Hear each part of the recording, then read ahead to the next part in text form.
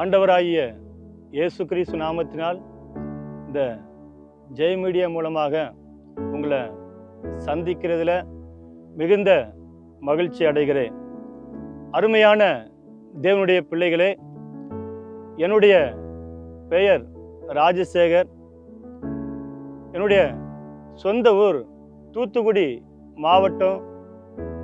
மாவட்டத்தில் ராஜபாளையம் என்ற ஒரு சின்ன ஒரு கிராமத்தில் தான் நான் பிறந்து வளர்ந்தேன்.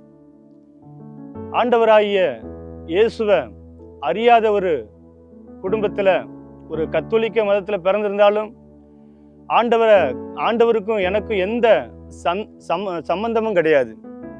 எங்கள் குடும்பத்துக்கு எந்த சம்பந்தமும் கிடையாது. அருமையான தேவனுடைய பிள்ளைகளே, எங்கள் வீட்டில் நாங்கள் 7 பேர், 3 ஆண்கள் 4 பெண்கள். நான் தான் வீட்டில் லாஸ்ட்டாக பிறந்த ஒரு சகோதரன். எங்கள் அப்பா ஆர்ப்பூரில் நல்ல ஒரு வேலை பார்த்தாங்க. அந்த வேலை நிமித்தமாக நிறையா சம்பளம் அவர்கள் பெற்று நல்ல ஒரு செல்வ சீமானாக எங்களுடைய குடும்பம் வாழ்ந்து கொண்டிருந்தது. ஒரு 50 ஆண்டுகளுக்கு முன்பாக ராஜபாளையத்தில் எங்கள் அப்பா பேரை கேட்டால் எல்லாருக்குமே தெரியும். எங்கள் அப்பாட்ட எந்த பழக்கமும் கிடையாது, எந்த தீமையான ஒரு காரியமும் கிடையாது. எங்கள் அப்பா நல்ல வேலை பார்த்த கண்டு ஒரு சில நபர்கள் சேர்ந்து போட்டி போராமையில் என் குடும்பத்துக்கு செய்வன வைக்கப்பட்டது. அந்த செய்வனை நிமித்தமாக எங்கள் அப்பா ஒரு குடிகாரனாய் மாறிவிட்டார்.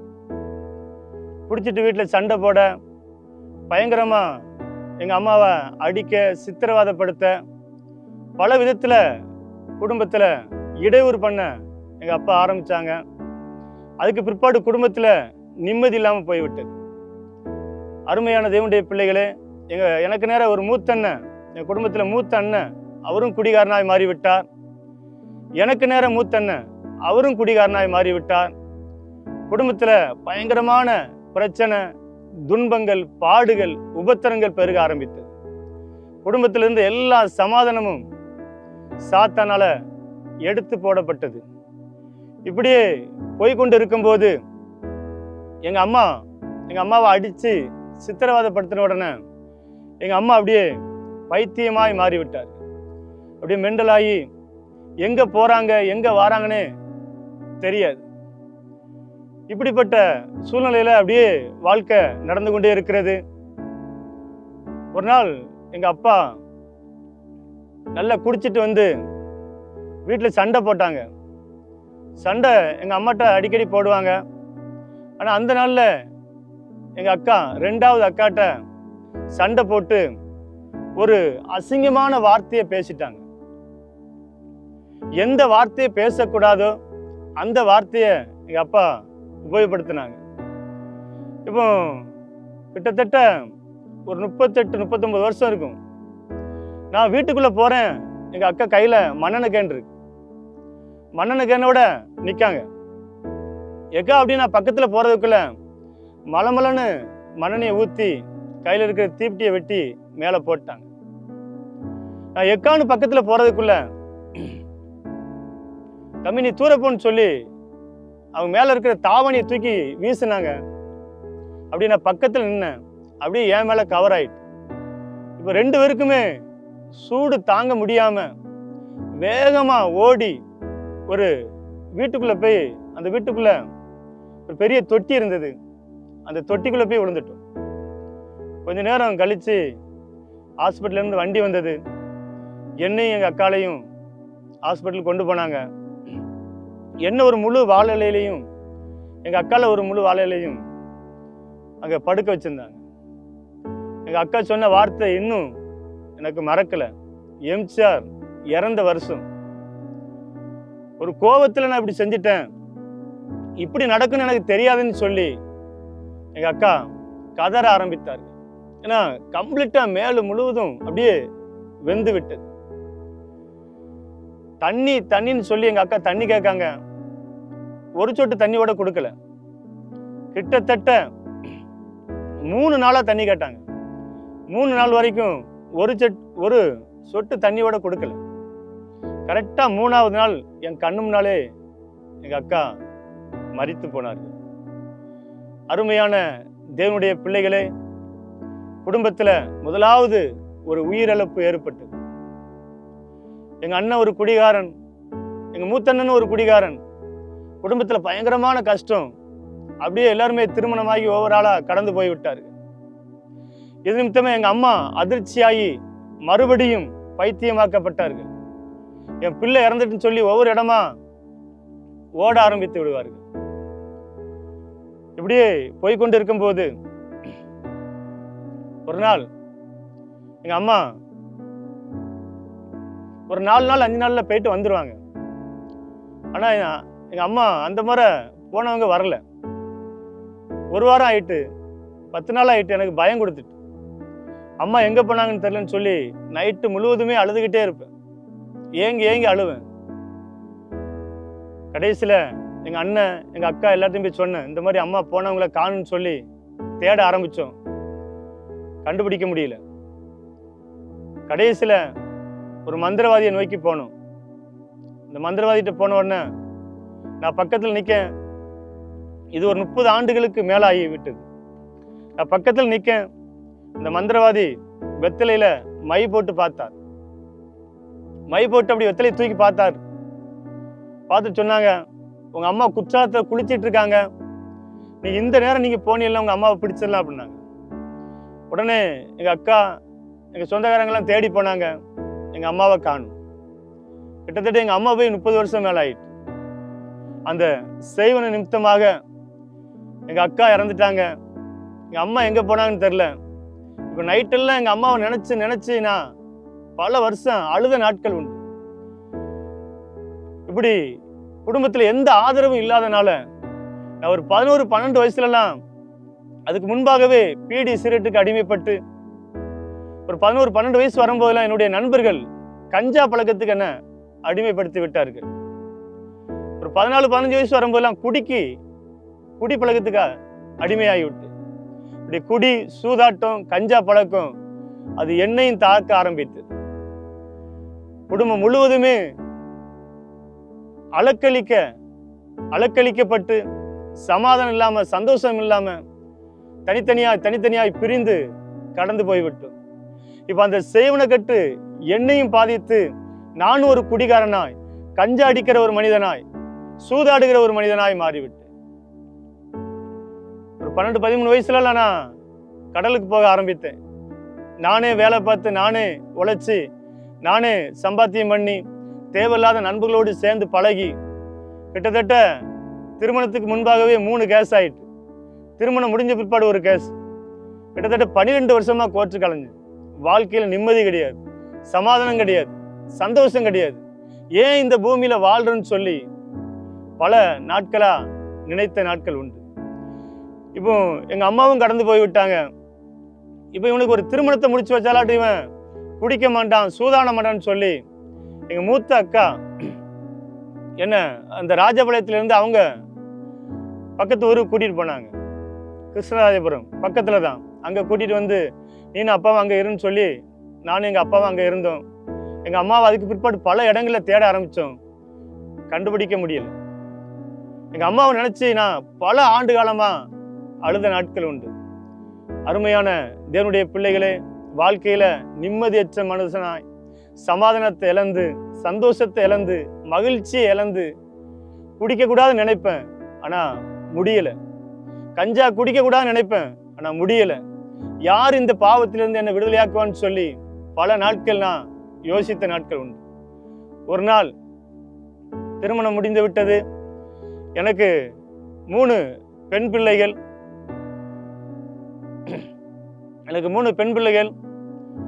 என்னுடைய மனைவி, 4 பேரும் அவங்க ஒரு வீட்டில் இருக்காங்க. நான் வீட்டுக்கு போறேன். வீட்டுக்கு போயிட்டு நைட்டு முழுவதும் நல்லா குடித்தேன். எங்கள் அம்மாவுடைய தங்கச்சி இறந்துட்டாங்க. நைட்டு முழுவதும் குடிச்சிட்டு நான் ராஜபாளையத்தில் இருந்தேன். மறுநாள் காலையில வீட்டுக்கு போய் என் மனைவிட்ட பணம் கேட்டு சண்டை போடுறேன். எனக்கு குடிக்க பணம் தான் அப்படின்னு கேட்க, அப்போ என் மனைவி சொல்றாங்க, என்கிட்ட ஒண்ணுமே கிடையாது அப்படிங்காங்க. என்னுடைய பிள்ளைகள் 3 பெண் பிள்ளைகள் என்னுடைய மனைவி வீட்டை விட்டு வெளியே போன உடனே நான் ஒரு வல்லம் வச்சிருந்தேன். 10 லிட்டர் டீசல் வீட்டில் இருந்தது. என் மனைவி பணம் தரல அப்படிங்கிற கோபத்துல இந்த வீட்டில் இவ்வளோ வைக்கவே கூடாதுன்னு சொல்லி மலமலன்னு அந்த 10 லிட்டர் டீசலையும் ஊற்றி வீட்டை தீ வச்சு விட்டேன். இப்போ வீடு திபு திபுன்னு எரியுது. நான் வண்டி எடுத்துட்டு சைக்கிள் எடுத்துட்டு ஒரு நண்பர் வீட்டில் போய் படுத்துட்டேன். ஒரு சில மணி நேரம் கழிச்சு எங்க அண்ணன் வந்தாங்க. வந்து எழுப்புனாங்க, தம்பி எந்திரி அப்படின்னாங்க. எந்திரின்னு சொன்ன உடனே அப்பதான் எனக்கு போதை இறங்குது. என்ன அப்படின்னு, உன் வீட்டை நீ தீ வச்சுட்ட அப்படின்னாங்க. நானா வச்சேன்னு எங்க அண்ணன் கேட்க, ஆமா சப் கலெக்டர், தாசில்தார், இன்ஸ்பெக்டர் எல்லாருமே வந்துட்டாங்க. இந்த நேரம் உன்னை பிடிச்சா அடிச்சே கொண்டு போடுவாங்கன்னு சொல்லி எங்க மூத்த அண்ணன் ராமேஸ்வரத்துல இருந்தாங்க, அங்க அனுப்பி விட்டாங்க. நான் அங்க போய் இருக்கும்போது ஒரு பஞ்சாயத்து தலைவர் மூலமா பேசி, உங்க தம்பியை நாங்க அடிக்க மாட்டோம், உங்க தம்பியை நீங்க ஆஜர்படுத்துங்கன்னு சொல்லி ஆஜர்படுத்த சொன்னாங்க. நான் உள்ள ஆஜராகி அந்த கேஸ்ல 37 நாள் உள்ள இருந்தேன். 37 நாள் கழிச்சு நான் வெளியே வரும்போது என்னுடைய வீட்டை வந்து பார்த்தேன். வெறும் இடம் மட்டும்தான் இருந்தது. கம்ப்ளீட்டா அது எரிஞ்சு சாம்பலாகி விட்டது. உடுக்கிறதுக்கு ஒரு துணியோட கிடையாது. என் மனைவி எங்க இருக்காங்க, பிள்ளைகள் எங்க இருக்காங்கன்னு தெரியல. அப்படியே அதுல நின்று வேதனையோடு, ஏன் நம்ம வீட்டை தீ வச்சோம், இந்த குடியில இருந்து யாராட்டும் நம்மளை காப்பாற்ற மாட்டாங்களா, இந்த கஞ்சா பழக்கத்திலிருந்து யாராட்டும் நம்மளை விடுதலையாக்க மாட்டாங்கன்னு சொல்லி அப்படியே கண்ணீரோடு கடந்து போனேன். என்னுடைய மனைவி பிள்ளைகள் எங்க இருக்காங்கன்னே தெரியல. கிட்டத்தட்ட 6 மாசம் ஆயிட்டு, இருக்கிற இடம் தெரியல. எங்க அண்ணன் வீட்லயும் எங்க அக்கா வீட்லயும் சாப்பிட்டு இருந்தேன். 6 மாசம் கழிச்சு தூத்துக்குடி மாவட்டத்துல நாசரேத் பக்கத்துல ஒரு அனாத ஆஸ்தில போய் என்னுடைய மனைவி இருக்காங்கன்னு கேள்விப்பட்டேன். நானும் எங்க மச்சான் சொந்தக்காரங்களும் சேர்ந்து அங்க கடந்து போனோம். அங்க கடந்து போகும்போது சிஸ்டர்மார் வச்சு நடத்திட்டு இருந்தாங்க, கத்தோலிக்க ஒரு மடம். நான் போய் அவங்ககிட்ட போய் பேச ஆரம்பிச்சேன். என் கூட அனுப்ப மாட்டேன்ட்டாங்க. அன்னைக்கு உன் மனைவியும் பிள்ளைகளும் வீட்டில் இருந்தா செத்துருப்பாங்க, சொந்த வீட்டை எவனாட்டு தீ வைப்பானான்னு சொல்லி என்ன அவர்கள் கடிந்து கொண்டார்கள். உடனே அந்த அம்மாட்ட பேசினேன், இனி நான் குடிக்கவே மாட்டேமா, இந்த ஒரு முறை என்னை மன்னிச்சு என் மனைவி என்னோட அனுப்பி விடுங்கன்னு சொன்னேன். என் மனைவியை கூட அனுப்பி விட்டாங்க. அனுப்பி ஒரு 5 மாசம் 6 மாசம் குடிக்காம இருந்தேன். குடும்பத்தில் அப்படியே சமாதானம் காணப்பட்டது. கொஞ்சம் அப்படியே மகிழ்ச்சியா போய்கொண்டே இருந்தது. 5 மாசம் இந்த 6 மாசம் கழிச்சு ஒரு நாள் ஒரு விசேஷ நாள் வந்தது. என்னுடைய நண்பர்கள், என்னுடைய போட்டுக்கு வந்த நண்பர்கள் அவங்க சொன்னாங்க, எனக்கு இன்னைக்கு நீ குடிக்கிறதுக்கு வாங்கித்தா அப்படின்னாங்க. உடனே பணம் கொடுத்து அவங்களுக்கு வாங்கி கொடுத்துட்டு அதுக்கு அவங்க உள்ள போய் குடிச்சிட்டு வெளியே வந்த உடனே நீயும் குடின்னு சொல்லி என்னை கட்டாயப்படுத்துறாங்க. அப்ப நான் சொன்னேன், நான் குடிச்சு 5-6 மாசம் ஆயிட்டு, எனக்கு வேண்டாம் அப்படிங்க. இல்ல ஒரு 3 ounce மட்டும் அடி, குடிச்சிட்டு நீ பேர்ல அப்படிங்க. உடனே அவங்க கூட நான் கடந்து போனேன். உள்ள போய் குடிச்சிட்டு வெளியே வந்து மறுபடியும் நான் அவங்களுக்கு வாங்கி கொடுக்க, மறுபடியும் உள்ள போறோம், மறுபடியும் வெளியே வரோம். இப்படியே தொடர்ச்சியா காலையில இருந்து சாயந்தரம் வரைக்கும் குடிச்சிட்டு நான் வீட்டுக்கே போகல. கிட்டத்தட்ட 5 மணிக்கு மேல ஆயிட்டு நான் வீட்டுக்கு போறேன். என்னுடைய மனைவி, என்னுடைய 3 பிள்ளைகள் வாசல்ல உட்கார்ந்து அழுதுட்டு இருக்காங்க. ஏன்னா 5-6 மாசமா குடிக்கல, ஒரு இளைப்பாறுதலா தெரிஞ்சு, இனி இந்த குடிச்சிட்டாங்க, இனி என்ன நடக்க போகுதுன்னு சொல்லி எல்லாருமே கதறி அழுதாங்க. என் மனைவிட்ட நான் மறுபடியும் போய் பணம் கட்டி சண்டை போடுறேன், எனக்கு குடிக்க பணம் தான் அப்படிங்க. என் மனைவி சொல்றாங்க, ஏன்ட்ட ஒண்ணுமே கிடையாது, எல்லா பொருளையும் வித்துட்டீங்க, மீதி பொருள் பேங்க்ல இருக்கு, என்கிட்ட ஒண்ணும் கிடையாது அப்படிங்காங்க. அப்போ என் கண்ணுக்கு என்ன தெரியுதுன்னா, காதுல கம்மல் போட்டிருக்கா, அந்த கம்மலை கேள் அப்படின்னு உள்ள இருந்து சாத்தான் அப்படியே தூண்டுறான். அப்ப என் மனைவிட்ட கம்மலை கேட்க, கம்மலை கலத்தித்தா அப்படிங்க. நான் கலத்தி தரமாட்டேன் அப்படிங்க. பிள்ளைகளுக்கு ஒரு காய்ச்சல் மண்டாடின்னு வச்சு பார்த்துக்கலாம், இது ஒண்ணுதான் இருக்கு, நான் தரவே மாட்டேன் அப்படிங்க. இவ தரமண்டன் சொன்ன உடனே எனக்குள்ள இருந்து சாத்தான் அப்படியே கிரியை செய்றான். இவளை கொன்றுங்கிற எண்ணம் வந்துகிட்டே இருக்கு. எப்படி கொல்லலான்னு பார்க்க, என் பக்கத்துல பெரிய ஒரு மண் வெட்டி கிடக்கு. உள்ள இருந்து ஒரு உணர்வு வருது, இதை தூக்கி மண்டையில அடி, இதை தூக்கி மண்டையில அடிங்கிற எண்ணம் வந்துகிட்டே இருக்கு. என் மனைவிட்ட சொல்றேன், கடைசியா நான் உன்கிட்ட கேட்கேன், நீ தரலன்னா நான் உன்னைய கொன்றுவேன் அப்படிங்க. என்னை கொன்னாலும் பரவாயில்லன்னு சொல்லி என் மனைவி உட்கார்ந்துருக்காங்க. எனக்கு உச்சகட்டமான கோபம் வந்துட்டு, குடி, கஞ்சா அப்படியே தூக்கி மண்வெட்டி தூக்கி ஓங்கி அடிக்க போறேன். வேகமா ஒரு சகோதரி கதவை தள்ளிட்டு வந்தாங்க. ஒரு 2 செகண்ட் பிந்திருந்தா என் மனைவி நான் கொண்டிருப்பேன். என்னுடைய 3 பிள்ளைகளும் தெருவுக்கு வந்திருப்பாங்க, நான் ஜெயிலுக்கு போயிருப்பேன். அருமையான தேவ பிள்ளைகளை, இதை கேட்டுக்கொண்டு இருக்கிற தேவனுடைய பிள்ளைகளே, அந்த சகோதரி வேகமா கதவை தள்ளிட்டு வந்து உட்கார்ந்தாங்க. பக்கத்துல வந்து உட்கார்ந்தாங்க. அப்பதான் நான் அந்த மண்வெட்டியை கீழே போடுறேன். ஒரு வார்த்தை சொன்னாங்க. கிட்டத்தட்ட 17 வருஷம் ஆயிட்டு இந்த சகோதரி சொன்ன வார்த்தைன்னு எனக்கு மறக்கல. தம்பி, நான் வீட்டுல சாப்பிட்டு இருந்தேன், பாதி சாப்பாடை வச்சுட்டு ஏசப்பா உன் வீட்டுக்கு போகணும்னு சொன்னாங்க. பாதி சாப்பாடை வச்சுட்டு ஏசப்பா உங்க வீட்டுக்கு போக சொன்னாங்க அப்படின்னு சொன்னாங்க. அருமையான தேவனுடைய பிள்ளைகளே, இந்த இயேசு தேடி வந்து வாழ்வு கொடுக்கிற தேவன், இந்த இயேசு தேடி வந்து குடும்பங்களை காப்பாற்றுகிற தேவன். நீங்க எப்பேற்பட்ட நிலைமையில இருந்தாலும் இயேசுவே நோக்கி கூப்பிட்டால், எப்படிப்பட்ட பாவமா இருந்தாலும் அவர் இன்றைக்கும் விடுதலையாக்க ஆயத்தமா இருக்கிறார். எரேமியா தீர்க்கதரிசன புத்தகத்துல ஒரு வசனம் உண்டு. எரேமியா 39ஆம் அதிகாரம் 18ஆம் வசனத்துல ஒரு அருமையான வார்த்தை எழுதப்பட்டிருக்கிறது. உன்னை நிச்சயமாய் விடுவிப்பே, நீ பட்டயத்துக்கு இரையாவதில்லை. நீ என்னை நம்பினபடியினால் உன் பிராணன் உனக்கு கிடைத்த கொள்ளை பொருளை போல் இருக்கும் என்று கர்த்தர் சொல்லுகிறார் என்றார். எந்த சூழ்நிலையில இருந்தாலும் இந்த இயேசுவால உங்களை விடுதலையாக்க முடியும்.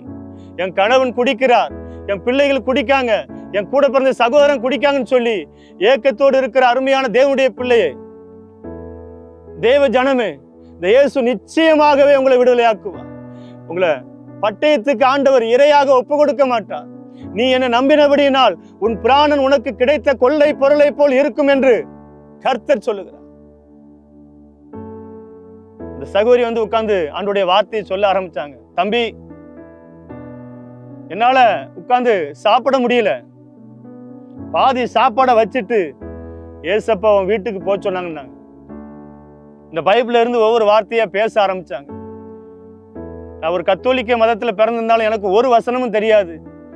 எனக்கும் இயேசுவுக்கு எந்த சம்பந்தமும் கிடையாது. எனக்கு படிப்பறிவும் இல்லை.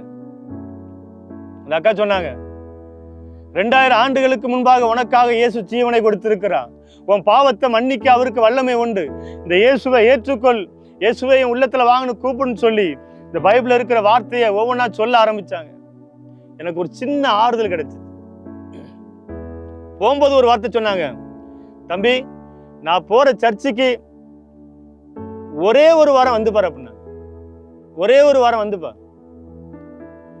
அப்போ முத வாரம் நான் தான் போறேன், என் மனைவி பிள்ளைட்டு சொல்லலை. முத வாரம் நான் வண்டி எடுத்துட்டு போறேன். இந்த முதல் வாரம் போய் பார்ப்போம், இயேசு விடுதலை ஆக்கலனா தற்கொலை பண்ணி செத்துருன்னு சொல்லி அப்படி விரக்தியோடு வேதனையோடு போறேன். 6 மாசமா குடிக்கல, குடிச்சிட்டு நம்ம மனைவியை கொல்ல பார்த்துட்டுன்னு சொல்லி அப்படியே வேதனையோடு போறேன். அங்க இருக்கிற அந்த ஊழியக்காரர் பாஸ்டர் பேச ஆரம்பித்தார். இந்த பைபிள்ல இருக்கிற வசனத்தை வச்சு பேச ஆரம்பித்தார். அருமையான சகோதரனே, சகோதரியே, வேதனையோடு வந்திருக்கிற சகோதரனே, என்னுடைய வாழ்க்கையில ஒரு விடுதலை கிடைக்குமா?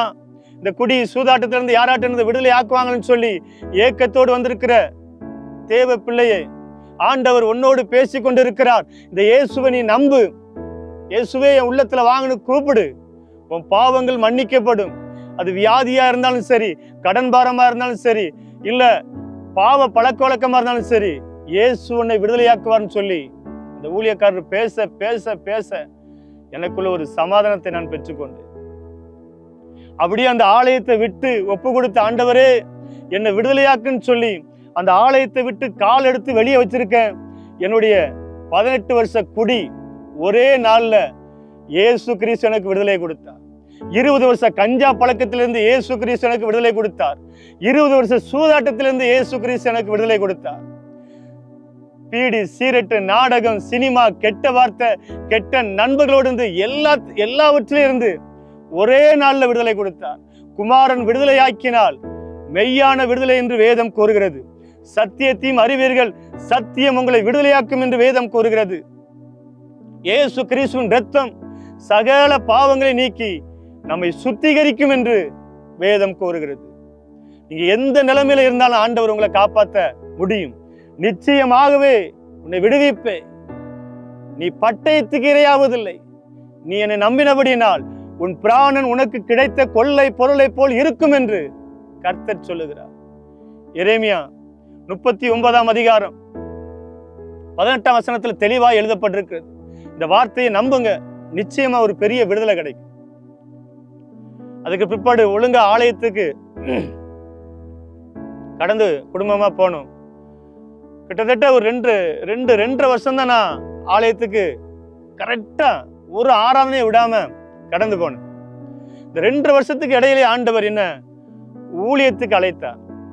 என் மகனே, நீ ஊழியத்துக்கு வா, ஊழியத்துக்கு வான்னு சொல்லி ஆண்டவர் பலமுறை இடைப்பட்டார். ஆண்டவர்கிட்ட ஒப்பு கொடுத்த, ஆண்டவரே நீங்க தெளிவா என்னோடு பேசினால் நான் வாரன்னு சொல்லி ஆண்டவர் வசனத்திலிருந்து தெளிவா இடைப்பட்டார். ஒரு மனிதன் எப்படி பேசுவாங்களோ அதே போல ஒரு உணர்வு ஆண்டவர் கொடுத்தார். ஊழியத்துக்கு கடந்து வந்து ஊழியத்துக்கு வரும்போது பலவிதமான எதிர்ப்புகள், பிரச்சனைகள். எனக்கு 3 பெண் பிள்ளைகள். இந்த ஊழியத்துக்கு வந்தா உன் பிள்ளைகளை யார் கட்டி கொடுப்பான்னு கேட்டாங்க.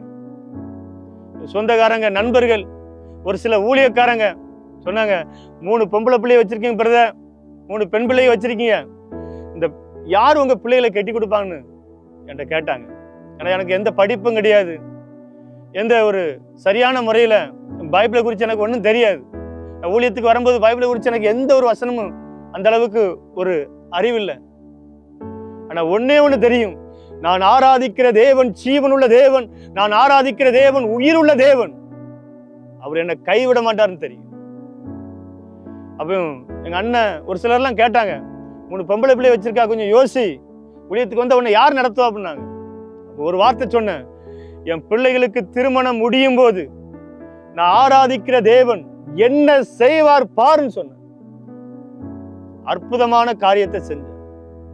2020 ஒரு பாப்பாளுக்கு திருமணம் முடிந்தது. அந்த 2020 அந்த பாப்பாளுக்கு திருமணம் நிச்சயம் பண்றதுக்கு முன்பாக லாக்டவுன் ஒரு ஊழியக்காரங்க மூலமா ஒரு மாப்பிள்ளைய பார்த்தோம். அப்போ போன்லயே பேசி எங்களுக்கு பிடிச்சிட்டு, அவங்களுக்கும் பிடிச்சிட்டு.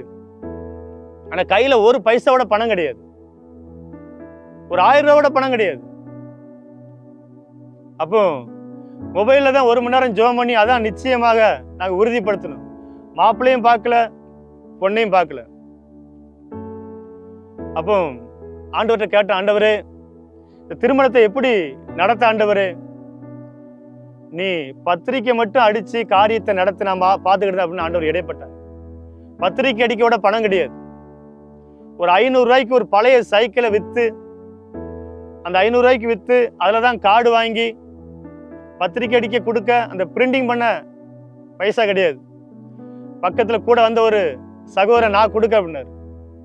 அப்படியே ஆண்டவர்கிட்ட நான் ஜெபம் பண்ண, நீ கார்டை மட்டும் கொடு, நான் காரியங்களை வாய்க்க பண்ணுவேன், எந்த விதத்திலையும் நீ பதறக்கூடாது, எந்த விதத்திலையும் முறுமுறுக்க கூடாது, நான் உன்னை நடத்துவேன்னு சொல்லி ஆண்டவர் இடைப்பட்டு ஒரு வசனத்தையும் தந்தாங்க. அப்படியே பத்திரிக்கை அடிச்சு அப்படியே கார்டை நான் நண்பர்களுக்கு கொடுக்க ஆரம்பிக்க, அற்புதமா அந்த திருமணத்தை கிட்டத்தட்ட லாக்டவுன்லயே 600-700 பேர் வந்தாங்க. கூடாத ஒரு சூழ்நிலை, 600-700 பேர் வந்தாங்க. அற்புதமா ஆச்சரியமா திருமணத்தை முடிச்சு ஒரு பைசா கடன் கிடையாது. மறுபடியும் 2021 ஒரு பாப்பாளுக்கு திருமணம் முடிஞ்சு, அந்த திருமணத்துல வந்த மீதி பைசா வச்சு அந்த திருமணத்தையும் ஆண்டவர் அற்புதமாய் நடத்தினார். 2023 ஒரு பாப்பாளுக்கு திருமணம், 3 திருமணத்தையும் நடத்தி ஒரு பைசா கடன் கிடையாது.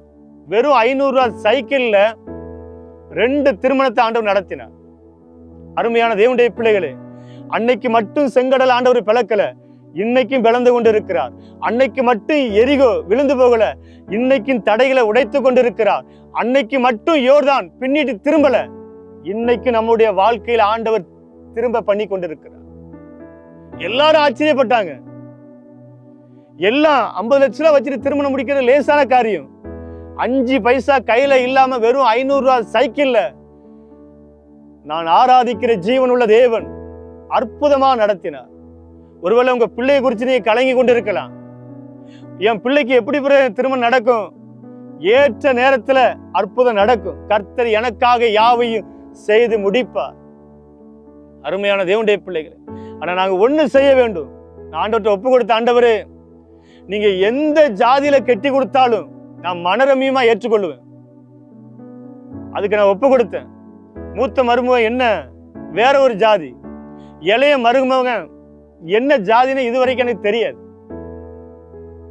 ஆண்டவருடைய சித்தத்துக்கு ஒப்பு கொடுத்தாதான் இந்த காரியங்களை ஆண்டவர் வாய்க்க பண்ணுவார்.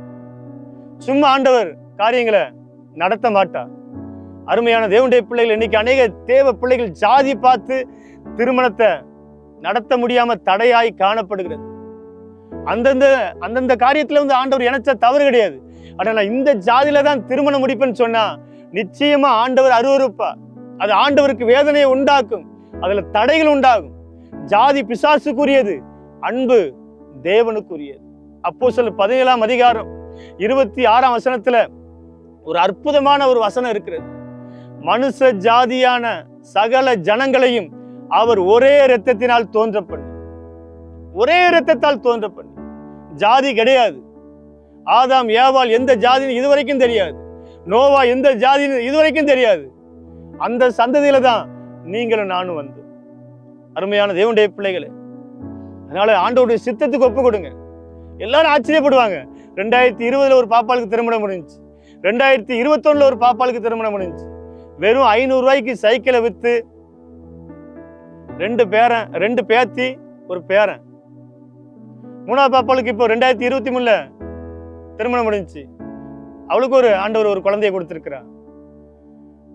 யாரெல்லாம் என்ன அற்பமா நினைச்சாங்களோ இன்னைக்கு ஆண்டவர் ஆச்சரியமாக பார்க்க வைத்திருக்கிறார். காரணம், அவருடைய பணியை செய்ய கண்டு நான் இரக்கம் பெற்று. இது என்னால வந்த ஒரு சுயநீதி கிடையாது. அவருடைய இரக்கம், தயவு, காருண்யம். உம்முடைய காருண்யம் என்னை பெரியவனாய் மாற்றும். அருமையான தேவனுடைய பிள்ளைகளே, அதற்கு பிற்பாடு ஊழியத்துல படிப்படியாய் ஆண்டவர் நடத்த ஆரம்பித்தார். அதுக்கு பிற்பாடு இந்த வசன சட்டை எல்லா சேட்டுமே என்னுடைய சட்டையில வசனம் இருக்கும். கிட்டத்தட்ட ஒரு 20, 25, 24, 25 சட்டை இருக்கு. எல்லாத்திலுமே வேற வேற வசனங்கள் அதுல காணப்படும். ஒரு சிலதுல என்னுடைய சாட்சி எழுதியிருக்கேன். 2 சட்டையில் என்னுடைய சாட்சி எழுதியிருக்கு. எனது 18 வருட குடி, 20 வருட கஞ்சா, 20 வருட சூதாட்டத்திலிருந்து இயேசு என்னை விடுவித்தார்னு சொல்லி 2 சட்டையில எழுதியிருக்கேன். அந்த சேட்டை போட்டுட்டு 2-3 வருஷத்துக்கு முன்னால சென்னையில பல இடங்கள்ல நடந்திருக்கு. நாங்களும் ஒரு டீமா வந்தோம். இந்த வசனங்களை வாசிக்கணும், இந்த வசனங்களை வாசிக்க ரட்சிக்கப்படும் சொல்லிதான் டிராக்ஸுக்கு பதிலா சேட்ல வசனமா எழுதியிருக்கு. எல்லாத்திலுமே வேற வேற வசனங்கள் இருக்கும். இந்த வசனங்களை வாசித்து 2 பேரை ஆண்டவர் தற்கொலையிலிருந்து காப்பாத்தி இருக்கிறார். என்ன மாதிரி இன்னொரு அண்ணனும் ரெகுலரா தூத்துக்குள்ள போடுவாங்க. ஒரு நாள் கவலையா கடன் பாரமா இயேசு விடுதலை தருகிறான்னு சொல்லி அந்த அண்ணன் அந்த சேட்டை போட்டு வரும்போது நான் கொஞ்சம் முன்ன போயிட்டேன். ஒரு சகோதரன் அழுது ஒப்பு கொடுத்து அவரு கடன் பாரத்துல இருந்து அன்னைக்கு தற்கொலை பண்ண வந்திருக்காரு. ஆண்டவர் அவரை காப்பாத்தினார். மறுபடியும் அவர் வீட்டுல போய் ஜெபம் பண்ணி அவரை ஆறுதல் படுத்தி அவருக்கு நல்ல காரியத்தை சொல்லிட்டு வந்தோம். ஆண்டவர் இன்னைக்கு அவரை ஒரு சாட்சியா வைத்திருக்கிறார். ஆனா வசனத்துல உயிர் இருக்கு. ஆண்டவரா இயேசு வசனமா இருக்கிறார். அவர் தமது வசனத்தை அனுப்பி அவர்களை குணமாக்கி அழிவுக்கு தப்புவிக்கிற தேவன். சங்கீதம் 107ஆம் சங்கீதம் 20ஆம் வசனத்துல இந்த வார்த்தை இருக்கிறது. அருமையான தேவனுடைய பிள்ளைகளே, இந்த சேட்டை போட்டு ஒவ்வொரு நாளும் நாங்க தூத்துக்குடியில இருந்தா நான் சைக்கிள்ல பிரயாணம் பண்ணுவேன். கிட்டத்தட்ட ஒரு 20 கிலோமீட்டர், காலைல 20 கிலோமீட்டர், சாயந்தரம் 20 கிலோமீட்டர் சைக்கிள் அழுத்துவோம். பைக்ல போனா வேகமா போயிருவோங்கிறதுக்காக சைக்கிள்லே போறது. சைக்கிள் வாங்கி கிட்டத்தட்ட ஒரு 600 நாளுக்கு மேல நான் சைக்கிள் ஓட்டியிருக்கேன். 19,000 கிலோமீட்டர் நான் வண்டியை ஓட்டியிருக்கேன் சைக்கிள். தூத்துக்குடியில இருந்து திருநெல்வேலிக்கு வந்திருக்கோம். திருநெல்வேலி பக்கத்துல இருந்து நாகர்கோயிலுக்கு சைக்கிள்ல போயிருக்கோம். பல இடங்களுக்கு சைக்கிள்ல போகும்போது பின்னால வருத எல்லா வண்டிகளும் எங்களுடைய வசனங்களை வாசித்து கொண்டே வருவார்கள். அது ஜெபித்து கொண்டே போவோம். ஆண்டவரே, இந்த வார்த்தை அவங்களுக்குள்ள கிரியை செய்யணும், இந்த வார்த்தை அவங்களை விடுதலையாக்கணும், இந்த வார்த்தையின் மூலமா அவங்க ரட்சிக்கப்படணும், ஆலயங்களுக்கு கடந்து போகணும்னு சொல்லி நாங்கள் மனசுல ஜெபம் பண்ணிட்டே போவோம். ஆண்டவர் ஒரு சிலரை ரட்சித்து சபையில இணைத்திருக்கிறார். என்றால் நிறைய பேர் கேட்பாங்க, பிரதர் நீங்க எந்த சபைக்கு போய் கேட்பாங்க. என்னுடைய சாட்சி சொல்லி பக்கத்தில் இருக்கிற சபைக்கு நீங்க போங்க பிரதர்ன்னு சொல்லி அனுப்பி விட்டுருக்கேன். அருமையான தேவனுடைய பிள்ளைகளே, இந்த வசனம் மகிமையான கிரியைகளை செய்யும். ஒரு நாள்லாம் ஒரு சகோதரன் வந்து நிக்கிறார். அவர் என்கிட்ட வந்து சொன்னாரு, பிரதர், நான் உங்களை பலமுறை நான் பார்த்துருக்கேன். இந்த பைத்தியக்காரன் இப்படி சொன்னார், இந்த பைத்தியக்காரன் ஏன் இந்த சேட்டை போட்டுட்டு சைக்கிள் காலையும் சாயந்தரம் போறான்? உங்களை பார்க்கும்போது எனக்கு கோபம் வரும், உங்களை பார்க்கும்போது எனக்கு வெறுப்பா இருக்கும் அப்படின்னு அவரு சொன்னார். 2 கையிலையும் பழம் வச்சிருக்கிறார். என் கூட ஒரு ஊழியக்காரன் நிக்க மதியம் ஒரு 12 மணி முன்ன பின்ன இருக்கும்.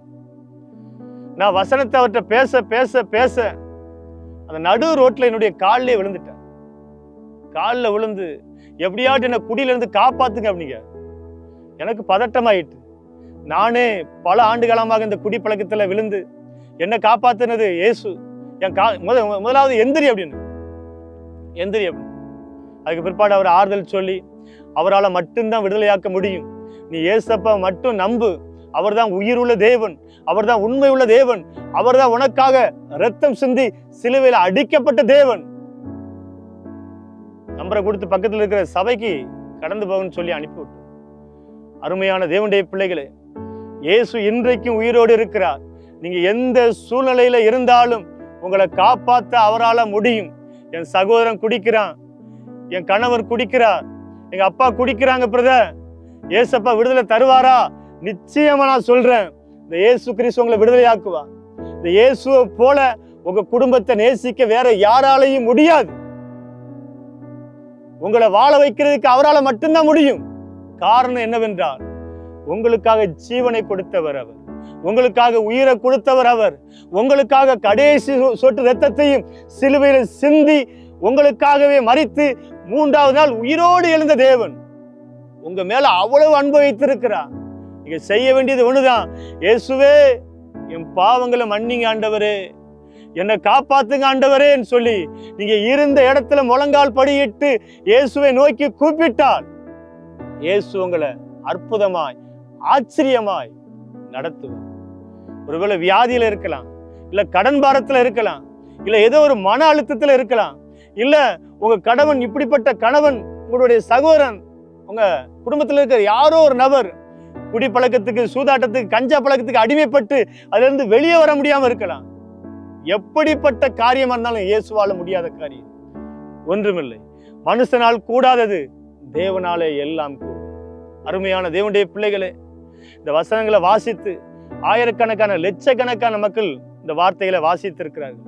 ஊழியம் செய்ய, இனிமே ஊழியத்தை செய்யவே முடியாதுன்னு நினைச்ச தேவ பிள்ளைகள்லாம் இந்த வார்த்தையில பார்த்து எழும்பி அவர் மறுபடியும் அவர்கள் ஊழியம் செய்யறதை பார்க்கிறோம்.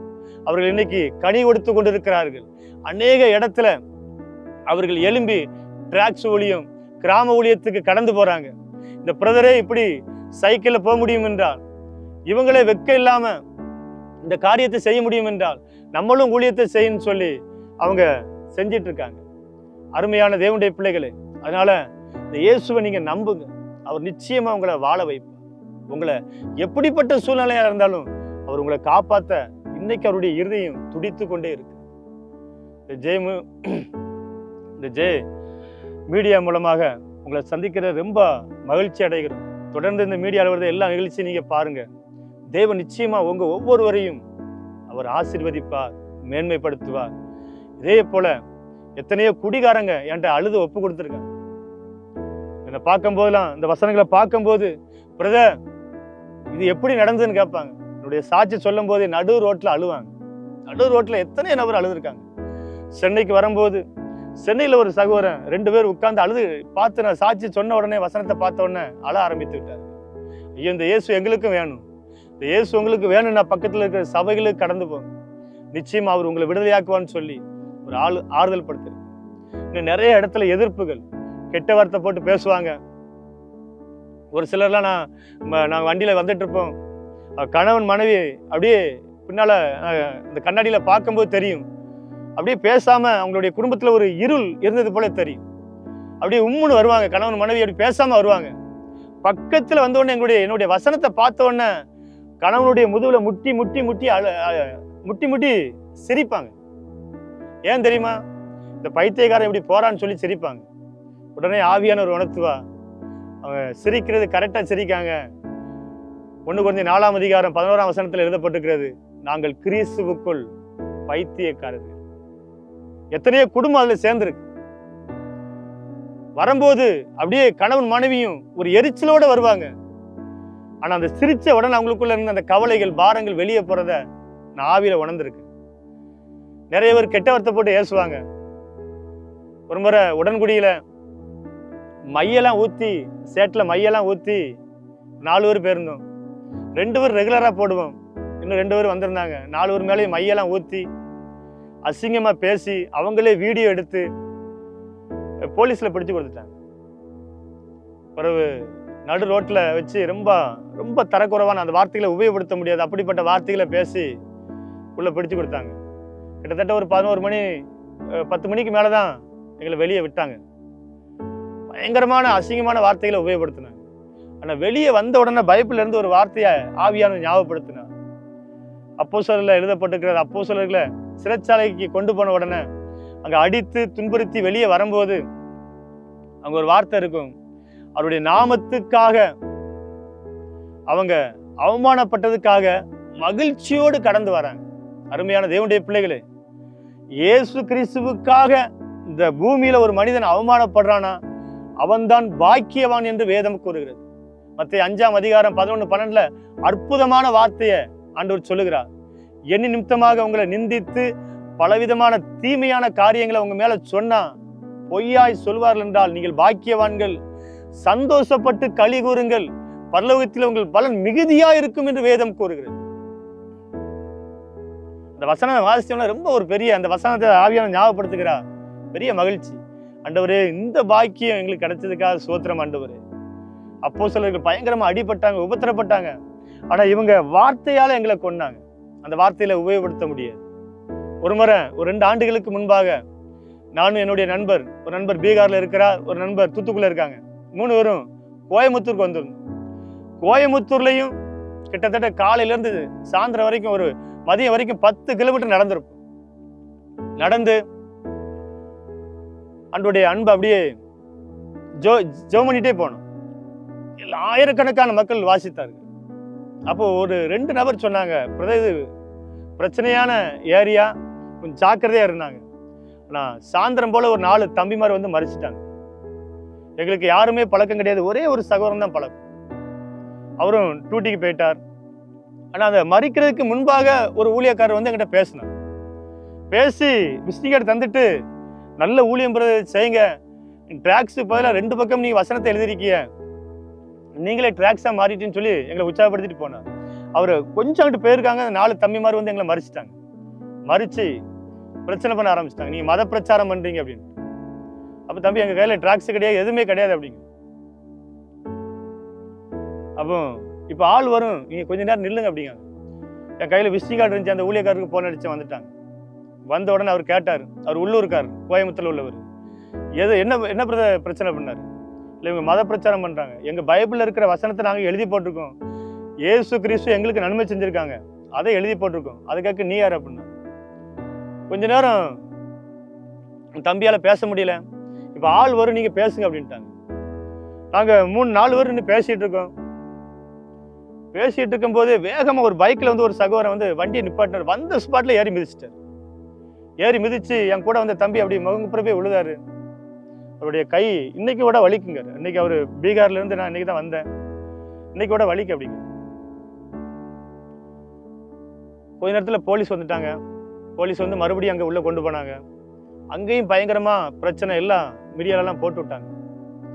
அருமையான தேவனுடைய பிள்ளைகளை, அங்கிருந்து ஒரு 12 மணிக்கு பிறகு அற்புதமா ஆண்டவர் எங்களை காப்பாத்தி கொண்டு வந்தார். அந்த காட்சிகளை அதை விவரிக்க நேரம் கிடையாது. அற்புதமா ஆச்சரியமா 12 மணிக்கு பிறகு இன்ஸ்பெக்டர் வண்டியில ஏத்தி பஸ்ல சீட் பிடிச்சு கொடுத்து எங்களை பத்திரமா அனுப்பி விட்டார். இந்த இயேசுவுக்காக பாடுபட வெக்கப்படக்கூடாது. யாரும் சிரிக்காங்க, டிராக்ஸ் கொடுக்க வெக்கப்படக்கூடாது. டிராக்ஸ் கொடுக்க வெக்கப்படக்கூடாது. காரணம் என்னன்னா, அவர் இன்னைக்கும் உயிருள்ள தேவனா இருக்கிறார். அன்னைக்கு கோட்டர் அடிக்கும் போது வெக்கப்படல, குடிச்சிட்டு சாக்கடை பக்கத்துல படுத்து கிடப்ப வெக்கப்படல. அன்னைக்கு பாவம் செய்ய நம்ம வெக்கப்படல. அருமையான தேவனுடைய பிள்ளைகளே, உங்க மேல வச்சு அழைப்ப நீங்க கெடுத்துறாதங்க. கடைசி காலத்துல வாழ்ந்துட்டு இருக்கோம். கிருபையின் வாசல் அடைபடுவதற்கு முன்பாக உங்களால என்ன ஊழியம் செய்ய முடியுமோ அந்த ஊழியத்தை உற்சாகத்தோடு தைரியமாய் இந்த இயேசுவுக்காக செய்யும் போது ஆண்டவர் உங்க கூட இருந்து பாதுகாப்பா. ஒருவேளை டிராக்ஸ் ஊழியத்தை விட்டுருந்தா டிராக்ஸ் கொடுக்க ஆரம்பிங்க. நிறைய தேவ பிள்ளைகள் சண்டைகளாஸ் ஊழியங்கள் நிறைய ஊழியங்களை விட்டுட்டாங்க, பயந்து விட்டுட்டாங்க. ஒரு முறை தான் வாழ போறோம், ஒரே ஒரு முறை தான் வாழ போறோம். இந்த இயேசுவுக்காக நீங்க சாட்சியாய் நின்று ஜீவனை கொடுக்க ஜீவனையும் பணைய வைத்து ஊழியத்தை செய்ய ஒப்பு கொடுத்தா உங்களை பயன்படுத்த ஆயத்தமா இருக்கு. சாத்தான்ட்ட இருக்கிற மிகப்பெரிய ஒரு ஆயுதம் பயம். நான் மட்டும் இந்த ஊழியத்துக்கு வரலனா என் பிள்ளைகளுக்கு நான் தைரியமா சொல்றேன், திருமணம் முடிய வாய்ப்பு கிடையாது. ஏன்னா கையில ஒண்ணும் கிடையாது. ஒன்றும் இல்லாத இடத்துல இருந்து ஒன்று உருவாக்குறவர் தான் தேவன். 50 லட்ச ரூபா வச்சுட்டு பிரதர் 3 பிள்ளைகளுக்கு அற்புதமா திருமணம் முடிச்சேன் பிரதர், அது சாட்சி கிடையாது. கையில 10 ரூபாய் இல்லாம ஆண்டவர் அற்புதமா ஒரு சைக்கிளை வித்து திருமணம் முடிச்சாரு பாருங்க, அதுதான் அவர்தான் ஜீவனுள்ள தேவன். அவர் இன்றைக்கும் உயிரோடு இருக்கிறார். நீங்க எந்த நிலைமையில இருந்தாலும் இயேசுவை எனக்கு அற்புதம் செய்யணும் சொல்லி பாருங்க, இன்றைக்கு அற்புதத்தை செய்ய ஆயத்தமா இருக்கு. ஆனா இந்த வசனத்தின்படி நீங்கள் நானும் உண்மையா வாழணும். அதனால வெட்கப்படாதங்க. நீங்க கொடுக்கிற ஒவ்வொரு டிராக்ஸுக்கும் பரலோகத்துல பலன் உண்டு. நீங்க ஆண்டவருக்காக நடக்கிற ஒவ்வொரு நடைக்கும் பரலோகத்துல பலன் உண்டு. அவனவன் கிரியைகளுக்கு தக்க என்னோடு கூட பலன் வரும் என்று ஆண்டவர் சொல்லுகிறார். நான் உண்மையிலே சொல்றேன், 2 நேரம் உள்ள ஜெயிலுக்கு அதாவது போலீஸ் ஸ்டேஷன் போயிட்டு வந்திருக்கோம். அவங்க பேசுற வார்த்தையில நினைச்சா ஒரு துன்மார்க்கோட அப்படி பேச மாட்டேன், அதை நினைச்சு சந்தோஷப்படுறோம். காரணம் என்னன்னா, ஆண்டவரா இயேசுவுக்காக இந்த பாக்கியத்தை நமக்கு ஏற்படுத்தி தந்தாங்களே ஆண்டவர், இந்த தெய்வத்துக்காக வாழாம யாருக்காக வாழ போறோம்? அருமையான தேவனுடைய பிள்ளைகள் எத்தனையோ நபர் இந்த வசனங்களை பார்த்து ஆறுதல் அடைஞ்சிருக்காங்க. ஒரு முறைலாம் ஒரு சகோதரி வாராங்க, கண்ணீரோடு வாராங்க. அது சொல்லி முடிக்க வந்துட்டு இருந்தாங்க. நானும் ஒரு பிரதரும் பேசிட்டு இருக்கோம். போன ஆண்டு தூத்துக்குடி மாவட்டத்துல பேசிட்டு இருக்கோம். பக்கத்துல வந்து நின்றுட்டாங்க. என் சட்டையில முன்ன என்ன எழுதிருந்தேன் தெரியுமா? இயேசு சொல்லுகிறார், உன் வேதனை நீங்கி சுகமா இரு. பின்னால என்ன எழுதியிருந்தேன்னா, இயேசு சொல்லுகிறார், உங்கள் துக்கம் சந்தோஷமாய் மாறும். இதை பார்த்து அப்படியே போக முடியாங்க. எனக்கு கூச்சமா இருக்கு, ஏன் வந்து நிக்காங்கன்னு யோசிச்சுக்கிட்டே இருக்கேன். அப்படியே முகத்தை பார்த்தேன், கண்ணில் கண்ணீர். சகோதரி வந்து சொன்னாங்க, சைக்கிள் இருக்கிற 2 பக்கமே அந்த சைக்கிளை வாசிச்சாங்க. சைக்கிளே எழுதியிருக்கேன், எனது 18 வருஷ குடி, 20 வருஷ கஞ்சா, 20 வருஷ சூதாட்டத்திலிருந்து இயேசு என்னை விடுவித்தார். சைக்கிள் முன்ன ஒரு சென்டர்ல ஒரு போர்டு அதில் வச்சிருப்போம். 2 பக்கம் பெருசா இருக்காது. இன்னொரு பக்கம், இயேசுவே நான் ஒரு பாவி, என் பாவங்களை மன்னியும், உம்முடைய ராஜ்யத்தில் ஏற்றுக்கொள்ளும், ஆமே. அந்த சைக்கிளையும் வாசிக்காங்க, என்னுடைய சேட்டில் இருக்கிற வசனத்தையும் வாசிக்காங்க. பிரதர், எனக்கு 3 பெண் பிள்ளைகள், ரொம்ப வேதனையோடு வந்தேன், இனி நான் என்ன செய்ய போறேன்னு சொல்லி கவலையோடு வந்தேன் பிரதர். இந்த வார்த்தை என்ன தேற்றுகிறத நான் உணர்ந்தேன். எனக்கு ஒரு பெரிய பலன் வந்துட்டு பிரதர், இனி ஆண்டவருக்காக நான் வாழ்வுன்னு சொல்லிட்டு போறாங்க. பக்கத்தில் இருக்கிற சபைக்கு போங்கம்மான்னு சொல்லி அனுப்பிவிட்டேன். அருமையான தேவனுடைய பிள்ளைகளே, தொடர்ந்து இந்த மீடியாவில் வருத எல்லா நிகழ்ச்சியும் பாருங்க. தேவன் உங்களை ஆசீர்வதிப்பாராக. இந்த நிகழ்ச்சியை ஏற்படுத்தி தந்த தேவாதி தேவனுக்கு கோடான கோடி சோத்திரம். மீடியா மூலமாக எனக்கு ஒரு வாய்ப்பு தந்ததுக்காக அவங்களுடைய ஊழியத்தையும் தேவன் ஆசீர்வதிப்பாராக. தேவன் இன்னும் பன்மடங்கு ஆசீர்வதித்து பெருக பண்ணுவாராக. தேவன் தாமே இந்த சாட்சியின் மூலமாய் கேட்ட ஒவ்வொருவரையும் ஆசீர்வதிப்பாராக. எங்களை நேசிக்கிற அன்பின் பிதாவே, இந்த நல்ல நாளுக்காக நன்றி செலுத்துகிற ஆண்டவரே, இந்த சாட்சி மூலமாய் அடியனை நீர் பயன்படுத்துறதுக்காக நன்றி செலுத்துகிறோம். இதில் வர்ற எல்லா கணம், மகிமை, துதி, சோத்திரங்கள் எல்லாம் பிதா, குமாரன், பரிசுத்த ஆவியான தேவனை உமக்கே செலுத்துகிறோம். அப்பிரயோஜனமான ஊழியக்காரன்பா, செய்ய வேண்டிய கடமையை செஞ்சிருக்கிறேன். எனக்கு விடுதலை கொடுத்த தேவன் இதை கேட்டுக்கொண்டிருக்கிற ஒவ்வொருவருக்கும் விடுதலை கொடுத்து மெய் சமாதானத்தையும் சந்தோஷத்தையும் விலையேறப்பட்ட ரட்சிப்பையும் கொடுத்து நீங்க நித்தியத்துக்கு ஆயத்தப்படுத்துங்க. ஒவ்வொருவரையும் இயேசு கிறிஸ்து நாமத்தில் ஆசீர்வதித்து ஜெபிக்கிறேன் ஜீவன் நல்ல பிதாவே.